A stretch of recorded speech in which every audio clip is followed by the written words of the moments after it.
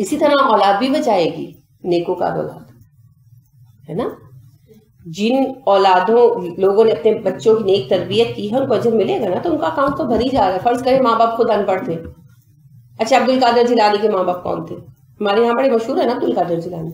کون تھے ان کے ماں کون تھی، باپ کون تھا؟ You never know. کوئی عام لوگ تھے. انہوں نے اپنے بیٹے کو بہت اچھی تربیت دی، بلکہ ماں نے دی، والد تو فوت ہو گئے تھے. لیکن اب عبد القادر جیلانی نے دین کا بہت کام کیا. ٹھیک ہے، میں پیری فریدی کے سلسلے میں بات نہیں کر رہی، وہ تو ان لوگوں نے خود بعد میں بنایا. عبد القادر جیلانی بہت بڑے اسکالر تھے، اور وہ وقت وہ تھا جب فلسفے کا بہت زور تھا. جیسے ہم لوگ نے جب ہوش سنبھالا تو سائنس کا بڑا زور تھا، ہے نا.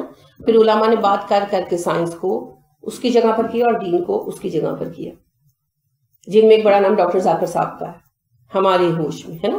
تو اسی طرح جو ان لوگوں کا زمانہ تھا اس میں فلسفے کا بڑا زور تھا، اور فلسفہ فیشن تھا. ٹھیک ہے، تو فلسفے کے ساتھ دین کو کمپیئر کیا جاتا تھا. اب آپ کو پتہ ہے فلسفہ سمجھنا عام بندے کی بس کی بات نہیں ہے، اس کو سمجھانا مشکل ہوتا ہے. فلسفہ آپ نے کبھی پڑھا؟ منطق، فلسفہ تھوڑا بہت کبھی سبجیکٹ میں آپ نے پڑھا تو دماغ خالی ہو جاتا ہے. ٹھیک ہے، تو سائنس سے پہلے فلسفے اور منطق کا بہت دور تھا، ہر چیز کو منطق پہ پرکھا جاتا تھا. تو وہ ایک مجھے یاد آتا ہے حکایت سی، بیان کرتے ہیں کہ ایک لڑکا منطق پڑھا تو گھر آیا چھٹیاں گزارنے، تو ماں نے 2 مرغ بنائے اور پلیٹ میں رکھے، روسٹ 2 بنائے. تو وہ کہنے لگا کہ ماں یہ 3 مرغ ہیں. ماں بیچاری ساتھ ڈال تو کہنے لگی بیٹے 2 ہیں. کہنے لگا نہیں ماں 1 اور 2 3 ہیں. وہ کافی دیر ماں سے بحث کرتا رہا. باپ آ گیا، باپ نے سنی بحث. باپ نے ایک ماں کی پلیٹ میں رکھا، ایک اپنی میں. کہا بیٹا تیسرا تم کھا لو. ہے نا. تو یہ منطق اسی قسم کی چیز ہے، فلسفہ اسی قسم کی چیز ہے. اس کو سمجھنے کے لیے، اور میں نے ویسے فلسفے سے زیادہ بیکار علم نہیں دیکھا سیریسلی. سائنس کا تو بہت فائدہ ہے نا، سائنس پہ کوئی دماغ کھپاتا ہے. سائنس حقیقت پر بنیاد رکھتی ہے. سائنس جو ہے نا وہ اصول پر، حقیقت پر چلتی ہے، تجربات پر چلتی ہے، مشاہدات پر چلتی ہے. پہلے آبزرویشن ہوتا ہے، پھر اس کے بعد ایکسپیریمنٹ ہوتے ہیں. ایکسپیریمنٹ سے جو چیز ثابت ہو جاتی ہے دیٹ از سائنس. اسی لیے ڈارون کی تھیری صرف تھیری ہے، کوئی سائنس کا اصول نہیں. کوئی سائنٹسٹ اس کو سپورٹ نہیں کرتے، سائنٹسٹ سپورٹ نہیں کرتے. ٹھیک ہے، صرف ایک مخصوص لابی ہے جس کا پرچار کرتی رہتی ہے، کیونکہ وہ تھیری رہی، پروو نہیں کی جا سکی. لیکن فلسفے کے پیچھے کوئی بنیاد، کوئی اصول، کوئی چیز نہیں ہے. بس ایک بحث ہے، ایک غیر منطقی بحث در بحث، لا حاصل سلسلہ، اینڈ لیس سلسلہ. تو اس وقت فلسفے نے لوگوں کو پاگل کر رکھا تھا، کیونکہ سائنس کی اب دیکھیں نا، جیسے ڈارون کی تھیری کی بات ہے، آپ کو سمجھ نہیں آتی، آپ نہیں فرض کریں اتنا پڑھے ہوئے، آپ سیدھی بات ختم کر سکتے ہیں کہ بھئی یہ ایک تھیری ہے نا، ابھی تک اصول تو نہیں بن سکا. جب سائنس کا اصول بنے گا تب بات کریں گے. بات ختم ہو گئی. ایک بنیاد ہے نا. فلسفے کی کوئی اینڈ کی بنیاد نہیں ہے، کوئی ایک جو ہے نا وہ نہیں ہے، کسوٹی نہیں ہے کہ آپ کہیں یہ بات تو رد کر دو، اب اس کو چھوڑ دو، اس بات کی بحث کو ختم کر دو. وہ کوئی اینڈ نہیں ہے. تو پھر عام لوگ جو تھے نا وہ بہت کنفیوز تھے، شدید کنفیوژن کا شکار تھے کہ اچھا کیا مذہب کی کوئی حقیقت نہیں ہے؟ اچھا اپنے فلسفے والے صحیح ہیں. اس زمانے میں علماء نے بہت کام کیا. تو جیسے آج سائنس کے حوالے سے جب کوئی مسئلہ آئے، کوئی کوشچن ہے، تو لوگ کہتے ہیں ڈاکٹر ذاکر نائک کا بیان سن لو. اسی طرح اس زمانے میں اللہ نے عبد القادر جیلانی کو نام بخشا. انہوں نے فلسفے کے مد مقابل دین پر اتنا کام کیا کہ علماء نے کہا کہ آپ تو محی الدین، آپ نے گویا دین کو دوبارہ زندہ کر دیا. اب باقی ان کے متعلق جو مافوقل فطرت کہانیاں بنائی گئی ہیں وہ بالکل لوگوں کی بنائی ہوئی ہیں، ان کا حقیقت سے کوئی تعلق نہیں. ہاں علم کی راہ میں انہوں نے بہت کام کیا، بڑے اسکالرس میں سے ہیں، اور بہت خدمت کی دین کی.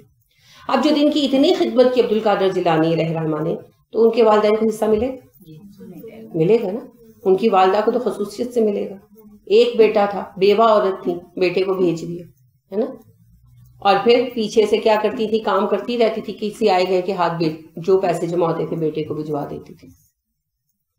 تو انہوں نے یہ نہیں سوچا کہ میرا ایک بیٹا ہے اور میں بیوہ ہوں، چلا جائے گا، اب پتہ نہیں شہر جا کے واپس آئے کہ نہیں. جیلان کے گاؤں سے ان کو بغداد کے شہر میں بھیجا تھا نا. آپ سمجھے کسی پرانے چک سے جو ہے نا، جہاں بجلی اور لائٹ بھی نہیں ہے، وہاں سے کوئی لاہور یا کراچی بھیجتے تو کتنے بچے واپس آتے. تو انہوں نے یہ نہیں سوچا کہ وہاں چلا جائے گا، مجھے بھول جائے گا، کبھی پلٹ کر نہیں آئے گا، میں کیا کروں گی اکیلی. انہوں نے اللہ کے لیے بھیج دیا. تو پھر جتنا کام انہوں نے کیا ان کو اجر ملے گا نا، ہے نا. اسی طرح آپ دیکھیں کہ ابو حنیفہ جو ہے، نعمان بن ثابت ان کا نام، ان کے والد مسلمان ہوئے، گھرانہ آتش پرست ہے، ان کے والد مسلمان ہوئے، والدہ وغیرہ مسلمان ہوئے، پھر انہوں نے اپنے بیٹے کو دین کی تعلیم دلائی. خود تو ایسے عالم نہیں بن سکتے تھے، بیٹے کو دین کی تعلیم دلائی.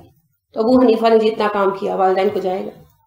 And so forth. کیا آپ اپنے بچے کو اپنے لیے کیا بناتے ہیں؟ ٹھیک ہے، آپ اپنے بچے کو اپنے لیے کیا بناتے ہیں، یہ ہمارے اوپر ہی منحصر ہے. ٹھیک ہے، یہ ہمارے ہی اوپر منحصر ہے کہ ہم اپنے بچے کو کیا تربیت دیتے ہیں، کیا بناتے ہیں. تو اس طرح جو بچے کام کر گئے، ان کا جو کام چل رہا ہے، اس سے جو لوگ سیکھ رہے ہیں، وہ صدقہ جاریہ ہو گیا، یہ کام آئے. لیکن جنہوں نے بچوں کو بس دنیا کی تعلیم دی، نہیں چور ڈاکو نہیں بنایا، اچھا انسان بنایا، تعلیم دی، پڑھایا لکھایا، دین کی کوئی سمجھ نہیں دی، اب وہ صرف دنیا کما رہے ہیں بائی ہوک بائی کروک. جیسے آج کل سارے بچوں کی اکثریت ہے، کبھی ماں باپ کے لیے بیٹھ کر دعا بھی نہیں کی، کوئی نیک عمل بھی نہیں ہے. جب اپنے کھاتے میں نہیں ہے تو اماں ابا کو کیا ٹرانسفر ہوگا، ہے نا. عید کی نماز پڑھ لی اور سمجھا کہ ہم تو بڑے نیک ہو گئے، ہم تو مومن ہو گئے. تو پھر ایسے بچے کام دیں گے؟ بلکہ جب ان کو سزا ملے گی نا تو وہ کیا کہیں گے، اللہ جی ان کو پوچھو، انہوں نے تو ہمیں بتایا ہی کچھ نہیں تھا، انہوں نے ہمیں بس ایک ہی چیز سکھائی، بیٹا دنیا کما لینا. اللہ جی ان کو پوچھے تو پھر سزائیں ملیں گی نا. بس یہی معاملہ. تو جنہوں نے اللہ کی ناشکری کی، کفر اختیار کیا، ان کی اولادیں ان کے کام نہیں آئیں گی، مومنوں کی کام آئیں گی. مومنوں کے لیے مال بھی اللہ کا فضل ہے. یاد ہے نا صحابہ جنہوں نے آ کر کہا تھا اللہ کے نبی صلی اللہ علیہ وسلم سارے درجے تو مال والے لے گئے، ہے نا. تو مال بھی فضل ہے، مال فضل ہے، بشرطے کہ اسے فضل بنایا جائے. اور اولاد بھی فضل ہے نا، بشرطے کہ ہم اسے اپنے لیے فضل کا ذریعہ بنائیں. اب آپ دیکھیے کہ حضرت سلیمان علیہ السلام اللہ کے نبی تھے نا، کتنے نیک ہوں گے، جتنا کوئی سوچ سکے، ہے نا. انبیاء نیکی کی انتہا پر، جتنا کوئی سوچ سکے. اب سلیمان علیہ السلام کے متعلق آتا ہے کہ انہوں نے کہا کہ آج میں اپنی سب بیویوں کے ساتھ ریلیشن شپ قائم کروں گا اور میری سب بیویوں سے ایک ایک بیٹا ہوگا اور میں سب بیٹوں کو مجاہد بناؤں گا. تو اس پر انشاءاللہ کہنا بھول گئے، تو پھر ان کے نہیں ہوئے، بچے نہیں ہوئے، تو ایک بیٹا اور وہ بھی انکمپلیٹ ڈیفارمڈ تھا، وہ مر گیا. تو رسول اکرم صلی اللہ علیہ وسلم کی بات بیان کرنے کے بعد کہتے ہیں اگر سلیمان انشاءاللہ کہہ لیتے تو اللہ ان کی خواہش پوری ضرور فرماتے. تو کہنے کا مطلب کیا کہ آپ دیکھیں ان کو بھی طلب تھی کہ میرے بیٹے ہوں اور اللہ کی راہ میں مجاہد بنے. تو لہٰذا یہ اولادیں مال کے ذریعہ ہیں اللہ کی رضا کے کمانے کا. جس کو جو اولاد ملی ہے، جو مال ملا وہ تو ملنا ہی ہے، ٹھیک ہے. اور اس سے ہم کیا حاصل کرتے ہیں، یہ ہمارا اپنا ذاتی معاملہ ہے.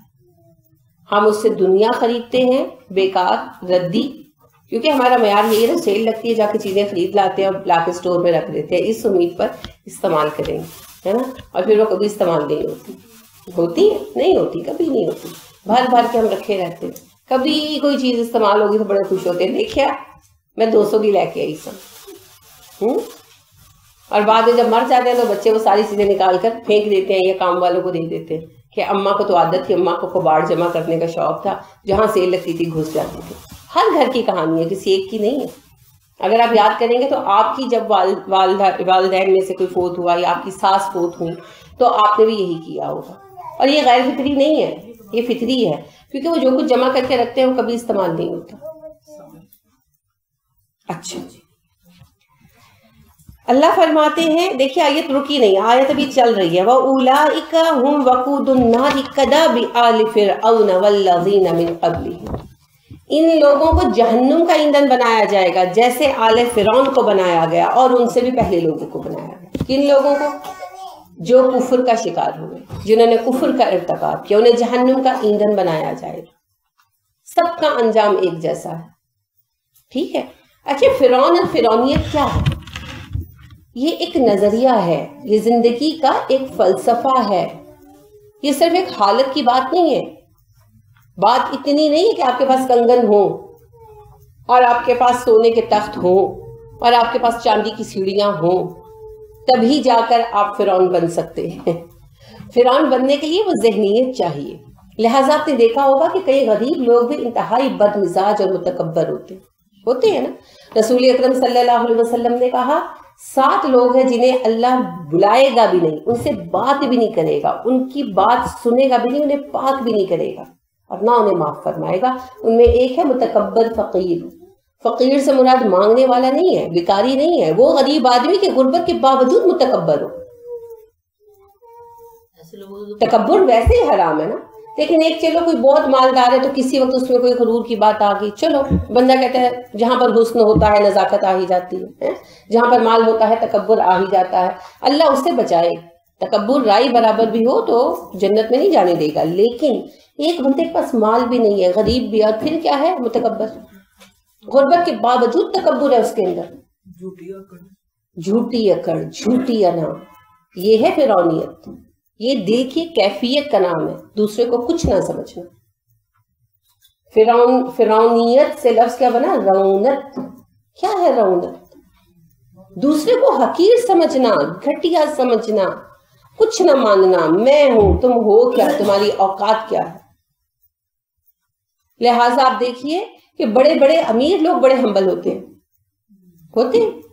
میرا تجربہ ہے. بلکہ جو خاندانی امیر ہوتے ہیں, کہ جو صحیح پیسے والے لوگ ہوتے ہیں, نیا نیا مال نہیں ان کے پاس آیا ہوتا, نو دولت یہ نہیں ہوتے, ان میں زیادہ اخلاق ہوتے ہیں, وہ زیادہ تحمل والے ہوتے ہیں. ہے ایسا؟ ہے. ان میں تحمل آ جاتا ہے, وہ دوسروں کو عزت دینے کے عادی ہو جاتے ہیں. تو یہ فرعونیت جو ہے نا, یہ قلب کی کیفیت ہے, یہ صرف مال سے نہیں آتی. شاعرہ بھی ایک ہے, وہ کہتی ہیں جو خاندانی رئیس ہیں وہ مزاج رکھتے ہیں نرم اپنا. جو خاندانی رئیس ہیں وہ مزاج رکھتے ہیں نرم اپنا, تمہارا لہجہ بتا رہا ہے تمہاری دولت نئی نہیں ہے نا. تو یہ جو ہے نا, یہ قلب کی کیفیت کا نام ہے, اس کا تعلق مال سے نہیں اخلاق کے ساتھ ہے. اب آپ دیکھیے کہ بعض لوگ اس وجہ سے رکے ہوتے ہیں, فضول خرچی سے, دکھاوے سے, ظلم کرنے سے, کہ ان کے پاس ذرائع نہیں ہوتے. اسی لیے تو علی رضی اللہ عنہ کہتے ہیں کہ مال آ جانے سے لوگ بدلتے نہیں, ان کی اصلیت سامنے آ جاتی. اور سر آپ بیگ نکالیے پیچھے سے, ریلیکس ہو کر بیٹھے. بیٹھے آپ ارم کو پاؤں کے نیچے رکھنے کے لیے کچھ دیں, ادھر نیچے پڑیں. اچھا آپ یہ دیکھیے کہ علی رضی اللہ عنہ نے کیا ارشاد فرمایا, مال آ جانے سے اور اختیار آ جانے سے لوگ بدل نہیں جاتے, بلکہ ان کی اصلیت سامنے آ جاتی ہے. وہ جو اصل میں ہوتے ہیں نا, وہ شکل ان کے سامنے آ جاتی ہے. یہی بات رسول اکرم صلی اللہ علیہ وسلم نے فرمائی کہ سب سے بہترین لوگ وہ ہیں جنہیں اللہ نے علم بھی دیا اور مال بھی دیا, اور وہ دونوں چیزیں دن رات اللہ کی راہ میں خرچ کرتے ہیں. اس کے بعد دوسرے لوگ وہ آ جاتے ہیں جسے اللہ نے علم دیا, مال نہیں دیا, اور وہ حسرت کرتا ہے کہ کاش میرے پاس مال ہوتا تو میں بھی اس بندے کی طرح اللہ کی راہ میں لگاتا, تو وہ مرتبے میں پہلے بندے کے برابر. تیسرے لوگ وہ ہیں جنہیں اللہ نے مال دیا, بہت علم نہیں دیا, وہ اندھا دھند خرچ کرتے ہیں مال دنیا میں, لٹا رہے ہیں. یہ اپنے درجے کے اعتبار سے بدترین لوگ ہیں. اور چوتھے لوگ وہ ہیں کہ اللہ نے انہیں نہ علم دیا نہ مال دیا, وہ حسرت کرتے ہیں کاش ہمارے پاس ہوتا, ہم بھی ان کی طرح لٹاتے. تو وہ اپنے درجے میں بدترین مقام کے اعتبار سے تیسرے لوگوں کے ساتھ ہوں گے. تو اگر ان کو موقع ملتا تو وہ فرعون بن جاتے نا. فرعون بننے کا موقع نہیں نا ملا, موقع مل جاتا تو فرعون بن جاتے. اس کو موقع ملا ڈالا لوٹنے کا, وہ ڈالا لوٹ رہا ہے, بوتل لوٹنے کا وہ بوتل لوٹ رہا ہے, کسی کی دکان توڑ کے ٹی وی نکال لے گیا, ہے نا. جس وقت رائٹس ہوتے ہیں تو یہی ہوتا ہے نا, جس وقت یہ احتجاج وغیرہ ہوتے ہیں تو کیا کرتے ہیں عوام, کیا کرتے ہیں, شیشے توڑ کر دکانوں کی چیزیں لوٹ کر دے جاتے ہیں. اس کا موقع ملا. اگر انہیں خزانہ لوٹنے کا موقع ملے, اسٹیٹ بینک لوٹنے کا موقع ملے, چھوڑیں گے؟ نہیں چھوڑیں گے نا. تو بات یہ ہے کہ ہیں فرعون ہی, بننے کا موقع نہیں مل رہا ہے نا. دل چاہتا ہے کہ جو ہماری بات نہ مانے اس کو قتل کر دیں, نابود کر دیں, کر نہیں سکتے, اختیار نہیں ہے. اگر اختیار ہو تو نابود کر دیں. تو اندر سے فرعون ہی ہے. تو پھر حشر بھی قوم فرعون کے ساتھ ہے. لہٰذا بات یہ ہے کہ اللہ فرماتے ہیں جس طرح پہلوں کو آگ میں ڈالا گیا، جہنم میں ڈالا گیا، اسی طرح یہ بھی جہنم میں جائیں گے، ان کو اکٹھا کر دیا جائے۔ دین میں بھی ہم نیک جو ہیں، ہم مزاج نیک لوگ ہیں، ان کے گروہ بن جائیں گے، اور کفر میں بھی ہم مزاج لوگوں کے گروہ بن جائیں گے۔ متکبرین کا گروہ الگ ہوگا، منافقین کا الگ ہوگا، جھوٹوں کا الگ ہوگا، خائنوں کا الگ ہوگا، ٹھیک ہے، اور دیندار لوگوں میں نیکوں کا الگ، جو نیکی میں سبقت کرنے والے الگ، سچے الگ، شہداء الگ، تو ان کے پھر ایک جیسے مقامات ہوں گے نا۔ تو اللہ کہہ رہے ہیں کہ جو کفر کر رہے ہیں وہ آل فرعون اور ان سے پہلے کافروں وغیرہ کے ساتھ اکٹھے کر دیے جائیں گے۔ وجہ کیا ہے؟ کذبوا، انہوں نے جھٹلایا بھی آیاتنا، ہماری آیات کو۔ اس کا سبب یہ ہے کہ انہوں نے ہماری آیتوں کو جھٹلایا۔ فاخذہم، پکڑا اللہ نے، بذنوبہم، ان کے گناہوں کے سبب انہیں، تو اللہ نے انہیں ان کے گناہوں کی پکڑ سے پکڑ لیا، ٹھیک ہے۔ واللہ، اللہ شدید، سخت ہے، العقاب، سزا دینے میں۔ عین قاف بے عقب کو کہتے ہیں نا، عقب کیا ہوتا ہے؟ پیچھے آنا، تو سزا کیا ہوتا ہے؟ پیچھے سے آ کے پکڑ لینا۔ آپ دیکھیں عام طور پر کیا ہوتا ہے، مجرم بھاگتے ہیں، پولیس والے پیچھے سے ہی پکڑتے ہیں، اسی کی وجہ سے عقاب اس کے لیے مشہور ہو گیا۔ عقاب کو بھی عقاب اسی لیے کہتے ہیں، عقاب جب حملہ آور ہوتا ہے نا، تو جو بھی جانور یا جو بھی چیز ہو جس پر حملہ آور ہو بھاگ رہا ہوتا ہے تو پیچھے سے ہی پکڑ لیتے ہیں، اسی لیے سزا کے لیے عقاب کا لفظ استعمال ہوا۔ اللہ سزا دینے میں بہت سخت ہے، وہ معاف کرنے والا ہے تو سزا دینے والا بھی۔ کل فرما دیجئے للذین، ان لوگوں سے، کفروا، جنہوں نے کفر کیا، ستغلبون، ان قریب تغلبون، تم مغلوب ہو جاؤ گے، وتحشرون، اور اکٹھے کر دیے جاؤ گے، الی جہنم، جہنم کی طرف۔ جو لوگ کفر کے مرتکب ہوئے، ان قریب اکٹھے کیے جاؤ گے اور مغلوب کر دیے جاؤ گے، کہاں؟ جہنم کی طرف، جہنم کے ارد گرد بٹھا دیے جائیں گے۔ یہ ہے اصل بدلہ، ہے نا۔ جب آپ معاملہ اللہ پر چھوڑتے ہیں تو پھر جو سزا اللہ کریم دیتے ہیں اس کا آپ کچھ نہیں کر سکتے، ہے نا۔ آپ مجھے بتائیے کہ جو یہ ٹیررسٹ ہیں، جو یہ ٹیررزم پلان کرتے ہیں، ان میں سے کچھ پکڑے گئے، سزا ان کو سزائیں ضرور ہونی چاہیے، لیکن جو نہیں پکڑے گئے، بچ گئے، بھاگ گئے، آپ ان کو کیا سزا دے سکتے ہیں؟ یعنی اگر وہ پکڑے جاتے ہیں تو ان کو کیا سزا دے سکتے ہیں؟ ایک دفعہ آپ سزائے موت دے دیں گے اور کیا کریں گے، ہے نا۔ لیکن اللہ کے ہاں پھر ان کی سزا اصل ملے گی نا، ان کو اصل سزا تو اللہ کے ہاں ملے گی، کیونکہ انہوں نے ایک سب سے اہم بات تو یہ ہے کہ ذہنی طور پر لوگوں کو مایوسی کی طرف دھکیل دیا، انسیکیورٹی پیدا کر کے۔ پھر مسلمانوں کا کتنا خون بہایا، کوئی حساب ہے آپ کے پاس؟ کتنے گھر جو ہیں وہ برباد ہوئے ان کی وجہ سے، کتنی عورتیں ہیں بیوہ، اور کتنے بچے یتیم ہوئے، کوئی حساب ہے؟ کوئی حساب نہیں۔ اچھا، جو بچے مارے گئے اے پی ایس اسکول کے، تو آپ مجھے بتائیں کہ کیا ان کی ماؤں کے، ان کے باپوں کے دل کا رنج ساری عمر جا سکتا ہے؟ نہیں جا سکتا، ساری عمر نہیں جا سکتا۔ آپ اگر وہ مجرم پکڑے جائیں ان کو سزا دیں، اور ضرور دیں۔ ٹیررسٹوں کے ساتھ کسی نرمی کی ضرورت نہیں ہے، کیونکہ نہ اللہ نے کی اور نہ نبی صلی اللہ علیہ وسلم نے کی۔ میں صرف ایک اصول کی بات کر رہی ہوں کہ اگر وہ لوگ پکڑے جاتے اور سزا دے دی جاتی تو بھی کیا اس تکلیف کا ہو جاتا بدلہ؟ نہیں ہوتا نا۔ تو اس تکلیف کا بدلہ پھر ان کو جہنم میں ملے گا، کیونکہ ہم ایک انتہا کیا کر سکتے ہیں؟ ہم پھانسی دے سکتے ہیں، اس کے آگے کچھ نہیں کر سکتے نا۔ ہٹلر کی وجہ سے کتنے لوگ مرے، اور ایک ہٹلر نہیں، آپ دیکھیں کہ اس میں بہت سارے لوگ شامل ہیں۔ جب سیکنڈ ورلڈ وار چھڑی، فرسٹ ورلڈ وار چھڑی، تو کتنے لوگ مرے۔ اچھا، ہٹلر کے متعلق تو سارے برا بلا کہتے ہیں۔ جب ہیروشیما اور ناگاساکی پر ایٹم بم پھینکے گئے تو امریکہ اور برطانیہ کے جو حکمران تھے وہ ذمہ دار تھے نا، ان کا پلان تھا۔ لوگ مرے کیا؟ لوگ ایویپوریٹ ہو گئے، ٹھیک ہے۔ چونکہ وہ جنگ جیت گئے تو کوئی نہیں کہتا کہ ان کو سزا ملنی چاہیے، لیکن کیا وہ سزا کے مستحق ہیں نا۔ اور وہ جو اتنے لوگ مر گئے بلکہ ایویپوریٹ ہو گئے بیچارے، اور پھر یہیں تک نہیں رہا بلکہ نسل در نسل آج تک جاپان کے ان علاقوں میں ڈی فارمڈ بچے پیدا ہوتے ہیں، آج تک پیدا ہوتے ہیں۔